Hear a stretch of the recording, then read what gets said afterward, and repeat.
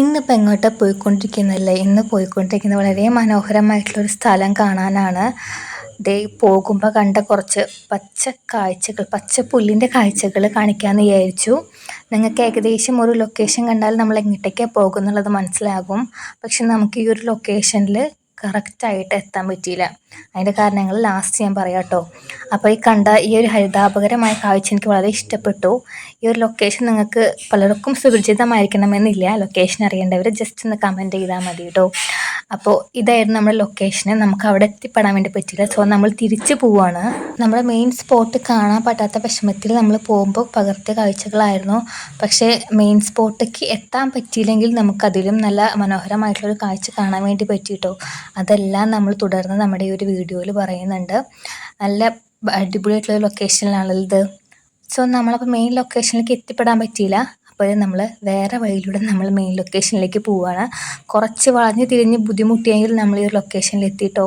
ഇതൊക്കെ ഇവിടുത്തെ വളരെ ബ്യൂട്ടിഫുൾ ആയിട്ടുള്ള കാഴ്ചകളാണ്. നല്ല അടിപൊളി, നമുക്ക് കാണുമ്പോൾ തന്നെ ഭയങ്കര ഒരു നല്ല അട്രാക്റ്റീവായി തോന്നുന്ന ഭയങ്കര ഒരു ഫുള്ളി ഒരു പച്ചപ്പ് എന്ന് പറയുന്ന ഒരു ഗ്രീനറി എന്ന് പറയാൻ പറ്റും.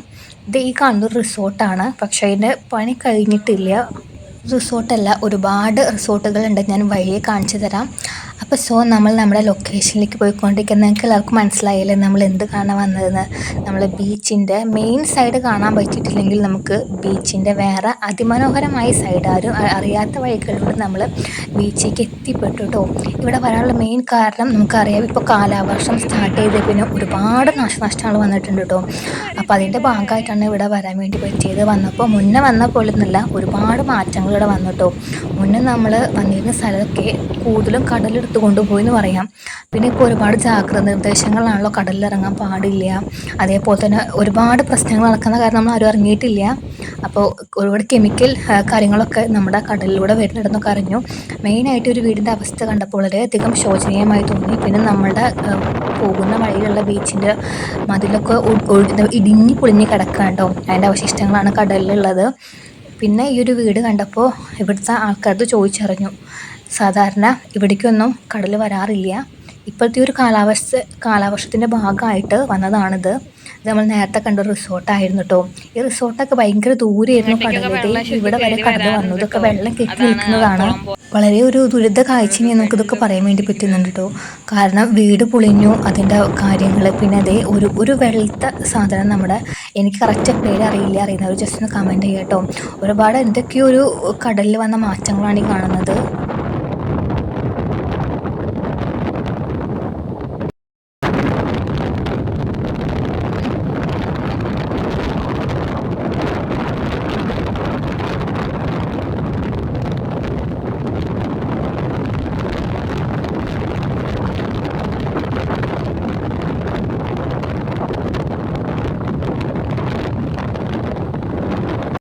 ഇതൊക്കെ ശരിക്കും പറഞ്ഞാൽ ഒരു വഴിയോ അല്ലെങ്കിൽ ഒരു പാതയായിരുന്നു കേട്ടോ.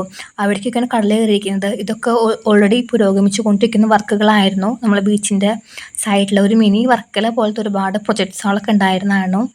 പിന്നെ കടലിങ്ങനെ കയറി വരുന്ന കാരണം പലരുടെയും പല വർക്കുകളും അവിടെ കംപ്ലീറ്റ് ആയിട്ടില്ല. ഇതതിൻ്റെ ഫ്രണ്ടിൽ കണ്ടൊരു നമുക്ക് ചെടിയൊന്നും പറയാൻ വേണ്ടി പറ്റില്ല. അതിൻ്റെ അവസ്ഥ എങ്ങനെയായി പോയതാണ്. കടലിന് ഉപ്പ് കാറ്റൊക്കെ വീശിയിട്ടുള്ള അവസ്ഥയാണ് കാണുന്നത് കേട്ടോ. ആകെ ഒരു വരണ്ട് കരിഞ്ഞ പോലത്തെ ഒരു അവസ്ഥയായി. എന്താണ് ചെടിക്ക് പറയുന്നത് ജസ്റ്റ് ഒന്ന് കമൻറ്റ് ചെയ്യുക കേട്ടോ. പിന്നെ ഇവിടെ നമ്മൾ പണി നടന്നുകൊണ്ടിരിക്കുന്ന ഈ ബിൽഡിങ്ങുകളൊക്കെ ഓൾറെഡി ക്ലോസ്ഡ് ഒക്കെയാണ്. നമുക്ക് അങ്ങോട്ട് ചെല്ലാൻ വേണ്ടി പറ്റില്ല. പക്ഷെ അത്യാവശ്യം നല്ല ഭംഗിയിൽ നല്ല രീതിയിൽ പണി ചെയ്ത് വരുന്നുണ്ട്.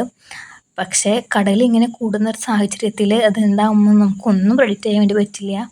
ഇപ്പോഴത്തെ കടലിൻ്റെ അവസ്ഥയാണ് നിങ്ങൾ ഈ കാണുന്നത് കേട്ടോ. ഇതെന്താണെന്ന് മനസ്സിലായവർ ജസ്റ്റ് ഒന്ന് കമൻറ്റ് ചെയ്യുക. കടപ്പുറത്ത് പോയപ്പോൾ ഇന്ന് കണ്ട ഒരു ദയനീയമായ കാഴ്ച എന്ന് പറയാം. ഒരു മണ്ണിൻ്റെ അവസ്ഥയാണ്. മണ്ണിൽ തന്നെ എന്തൊക്കെയോ ഒരു മണ്ണിൻ്റെ സാധാരണ നമ്മൾ ഒരു ബീച്ചിൽ പോകുമ്പോൾ നമ്മുടെ അത്രയും പ്യുവറായിട്ടുള്ള വാട്ടറാണെങ്കിൽ ഇവിടെ എന്തൊക്കെയോ ഒരു മാറ്റം, ഈ ഒരു പതയ്ക്കും ഒക്കെ എന്തൊക്കെയോ ഒരു വ്യത്യാസമായി കാണുന്നുണ്ട് കേട്ടോ.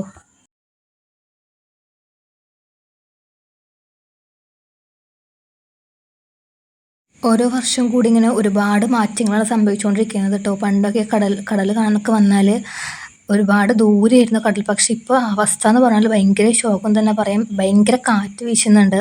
ഓൾറെഡി നമ്മളതാണ് ഫുൾ ഒരു സൗണ്ട് തന്നെ ഭയങ്കര ഭയങ്കര വലുതാണ്.